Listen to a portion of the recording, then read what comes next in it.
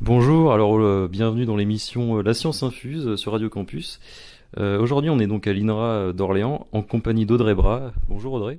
Bonjour. Alors Audrey, tu es donc doctorante et tu effectues actuellement ta thèse sur la pyrale du buis, une espèce d'insecte à laquelle il est important de s'intéresser en ce moment, puisque c'est un ravageur plus un invasif qui est très nuisible, qui attaque le buis et qui pose donc des problèmes économiques et environnementaux majeurs. Et comme c'est un arbuste, le buis qu'on retrouve un peu partout dans les parcs urbains et les sous-bois, sa perte modifierait un peu notre paysage et la biodiversité finalement. Donc est-ce qu'Audrey, tu peux nous présenter rapidement, brièvement cet insecte et d'où il vient par exemple? Donc la pyrale du buis, c'est un lépidoptère, donc c'est un papillon qui est présent naturellement en Asie. Donc on le retrouve en Chine, en Corée et au Japon. Et donc dans son aire, ce qu'on appelle son aire native, il est inféodé au buis, donc il fait son développement sur différentes espèces de buis qui sont présentes naturellement en Chine. Et en fait, comme le buis, comme tu l'as dit, c'est une espèce d'ornement, il y a un intérêt important des jardiniers pour cette espèce. Et donc, il y a tout un commerce qui existe, donc à l'échelle de l'Europe, mais aussi à l'échelle de l'Asie, et notamment de la Chine, pour produire ce genre de buis et ensuite l'importer.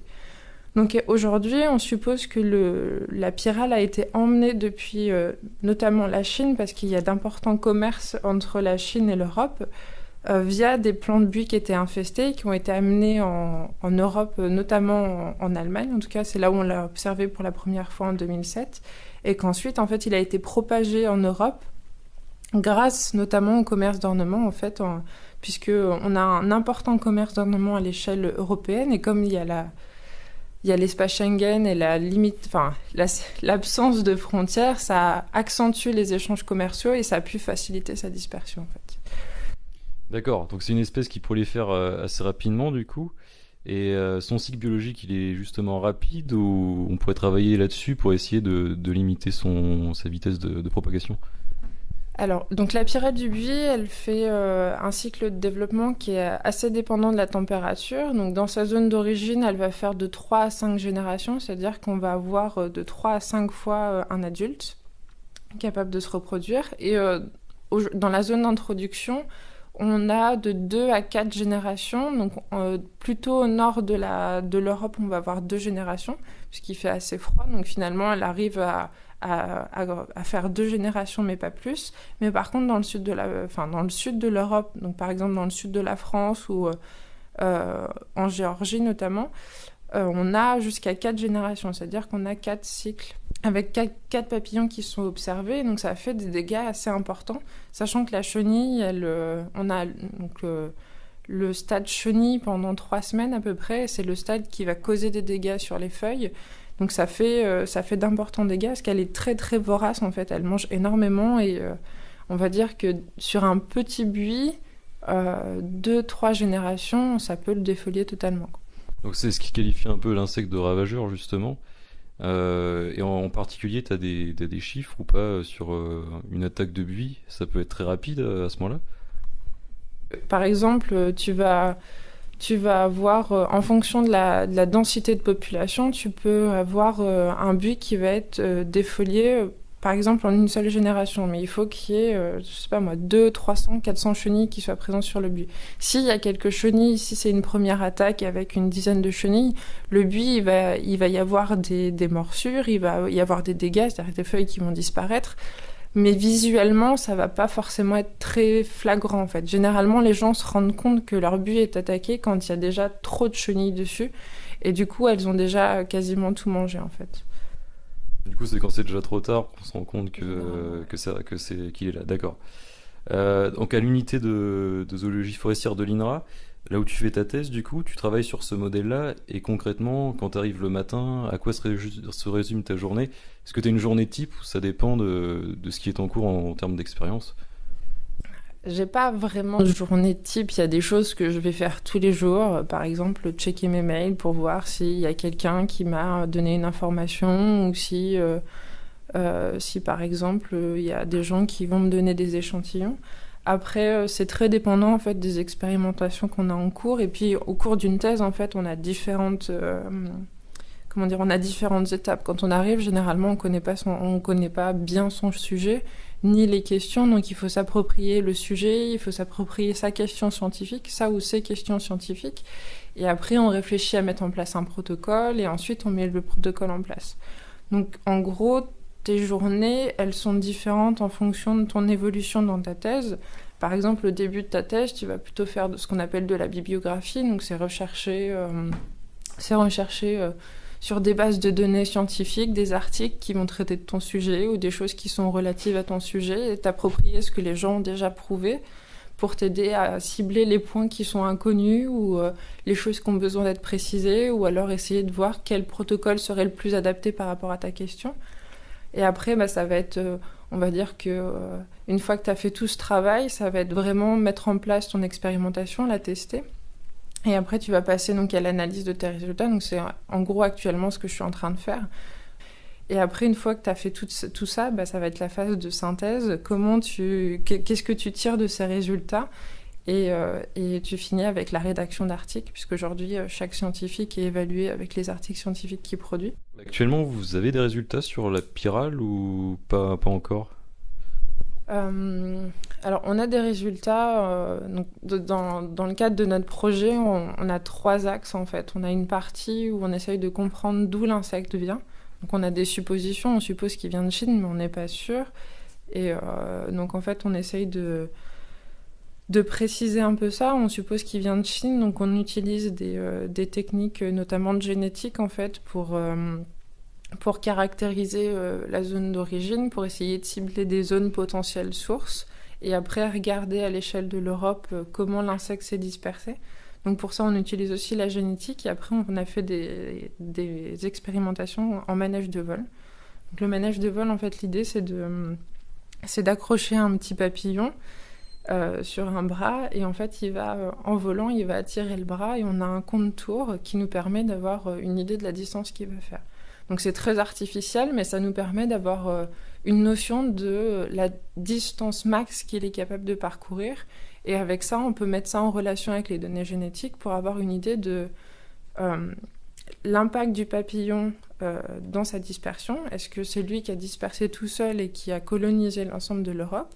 Est-ce que c'est l'homme qui l'a aidé, puisque finalement il n'a pas été... Enfin, les résultats qu'on a obtenus en données de vol montrent qu'il n'est pas capable, par exemple, de parcourir 400 km. Donc il y a quand même... S'il n'est pas capable, ça veut dire que quelqu'un l'a aidé. Il y a quand même de fortes chances que ce soit l'homme qui l'ait fait. Donc ça, c'est en gros nos grandes questions. Et après, on s'intéresse un petit peu aussi à son cycle de vie, et notamment des points phares de son développement, qui est le passage de l'hiver, en fait. Le passage de l'hiver, ça va impacter le taux de population, le nombre d'individus l'année d'après. Et nous, on s'intéresse à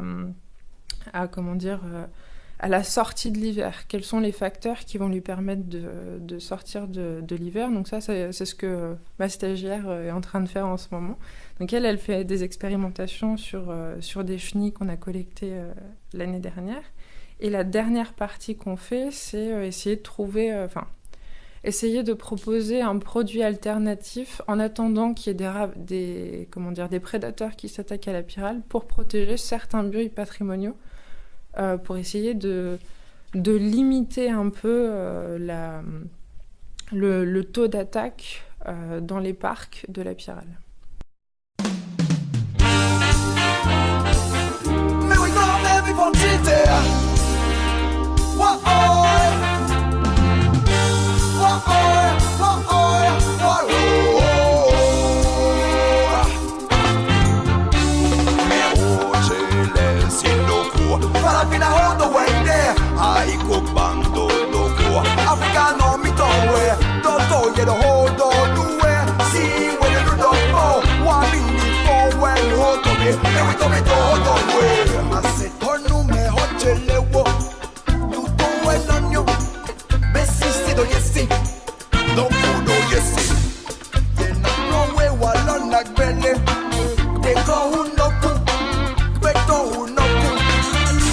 Hablo meleni toto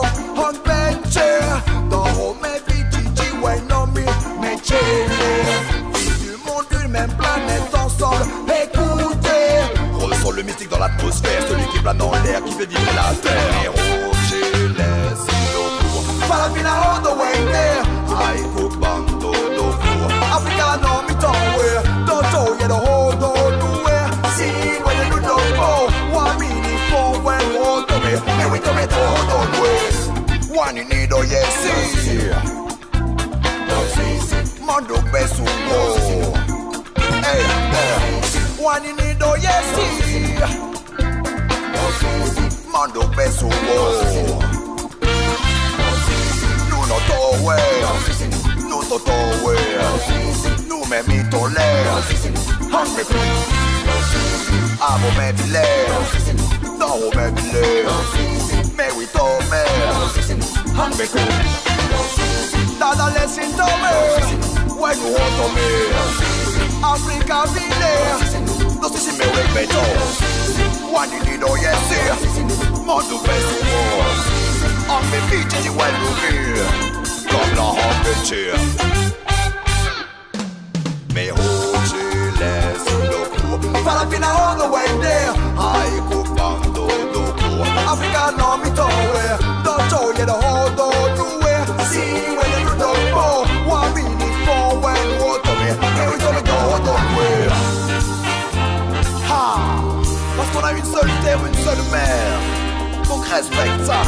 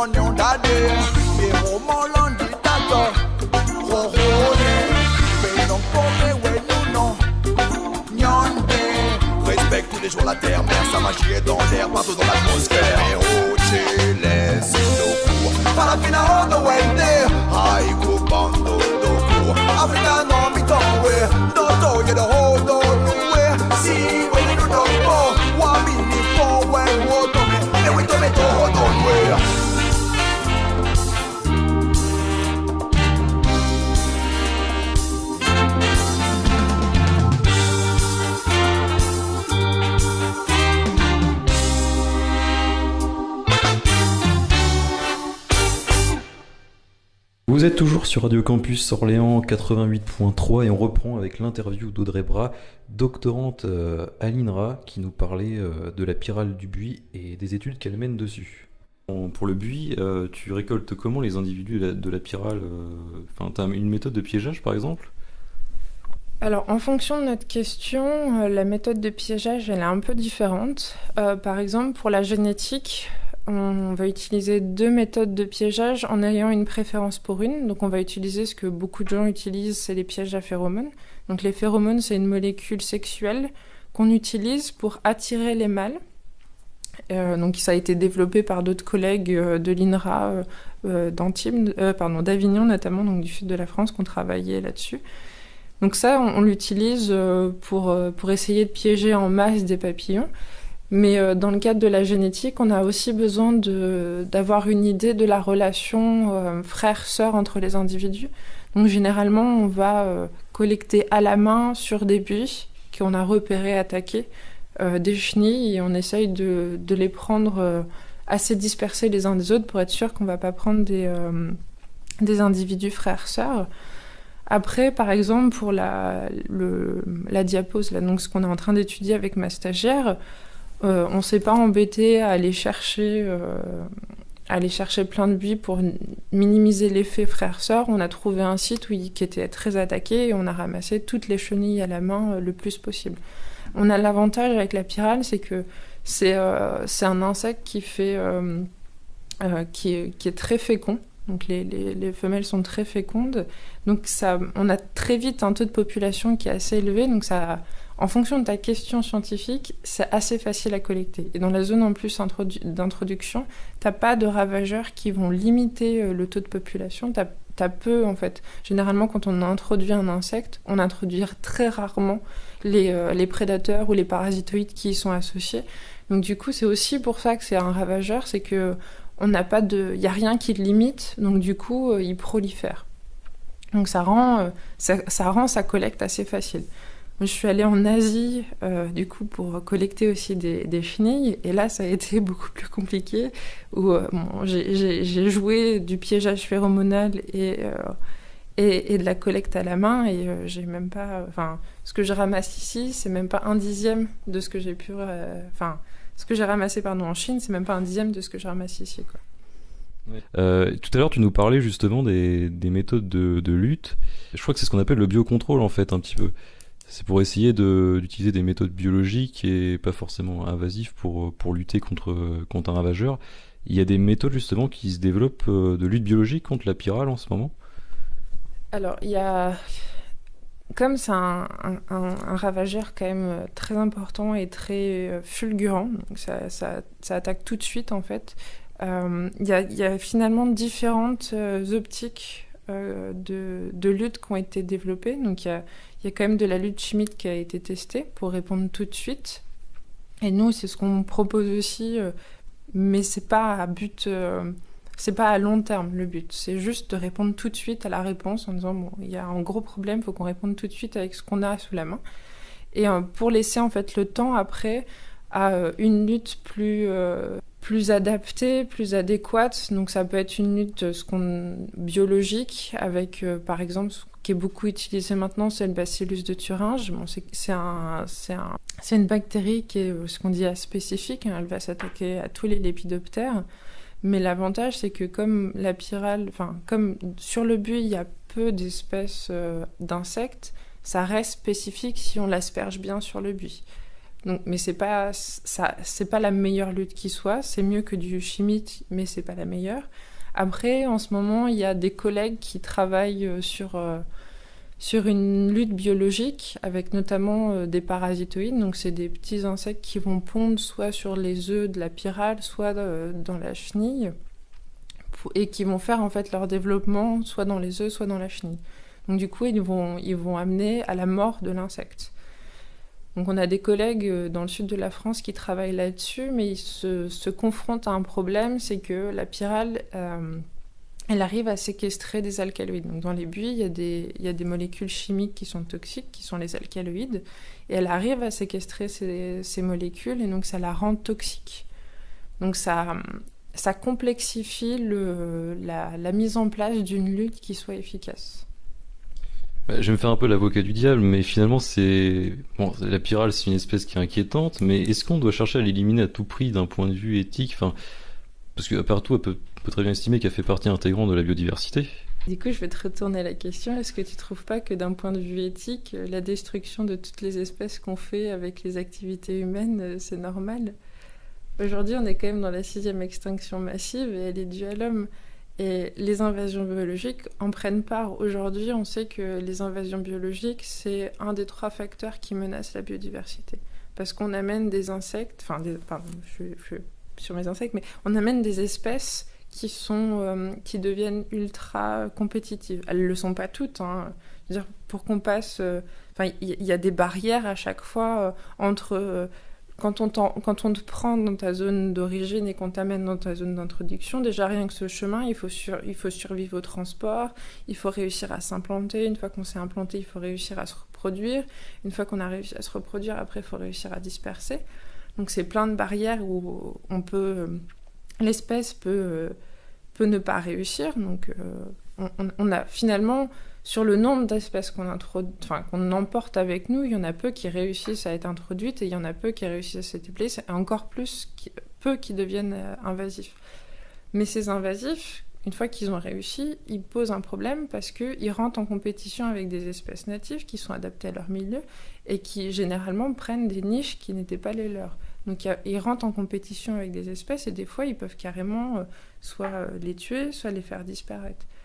Donc ça reste un problème assez majeur d'un point de vue biodiversité. Donc après la question c'est est-ce que si on supprime une espèce qui déjà de base ne devait pas être là, mais on permet à 3 de mieux se développer, est-ce que ça vaut pas le coup de supprimer celle-là ? Et vu qu'elle est introduite par l'homme, de toute façon, oui, La cause, c'est... Et on supprime pas l'espèce en soi, puisqu'elle est déjà présente dans sa zone native.